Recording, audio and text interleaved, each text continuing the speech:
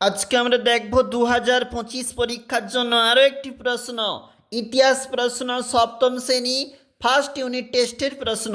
দেখো কি রয়েছে। পূর্ণমান যেখানে 30, সময় রয়েছে 1 ঘন্টা। সঠিক উত্তরটি বেছে নিয়ে লেখো। প্রথমেই রয়েছে শশাঙ্ক ছিলেন গুপ্ত সম্রাটের একজন মহাসামন্ত।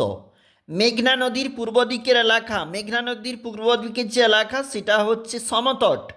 চোল রাজ্যের রাজধানী, চোল রাজ্যের প্রদেশগুলি যে নামে পরিচিত তা হলো মণ্ডলম। সেন যুগে শ্রীনিবাস ছিলেন জ্যোতির্বিদ।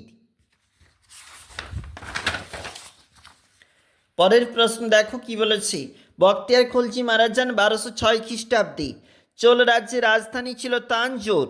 রামচরিত কাব্য লিখেছেন সন্ধ্যাকর নন্দী। দান সাগর অদ্ভুত সাগর বইটি দুটি লিখেছেন বল্লাল সেন। এরপরে কিন্তু আমাদের একটা ম্যাচ রয়েছে দেখতে পাচ্ছি, যেখানে প্রথম খলিফা হচ্ছে আবু বকর, বুদ্ধের অবতার রূপে পূজিত অতীশ দীপঙ্কর, ইসলাম ধর্মের প্রবর্তক হজরত মোহাম্মদ, গঙ্গাই কোনচোল, রাজেন্দ্র চোল। দেখো 1 নম্বরের প্রশ্ন, চক্রপাণি দত্ত কে ছিলেন? পাল আমলের একজন চিকিৎসক। লক্ষণ সেনের রাজধানী ছিল বিক্রমপুরে। এই পেজে এখানে দেখো 2 মার্কের প্রশ্ন। এছাড়া উপরে একটা রয়েছে গীতগোবিন্দম কাব্যের বিষয় কী ছিল? রাধাকৃষ্ণের প্রণয় কাহিনী। দেখো গৌরব বলতে কি বোঝো? বাগপতিরাজের লেখা গৌরব কাব্য তোমরা অবশ্যই বইতে দেখবে।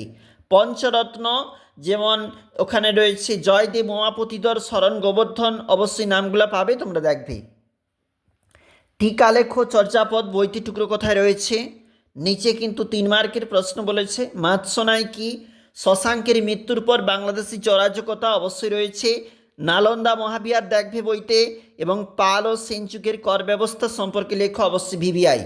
এছাড়াও দেখো কি বলেছে 5 নম্বরের প্রশ্ন, ত্রিশক্তি সংগ্রাম টিকা। এছাড়াও রয়েছে পাল ও সেন যুগের বাংলা ধনসম্পদ অর্থনীতি, ভিভিআই পরীক্ষার জন্য অবশ্যই দেখবে।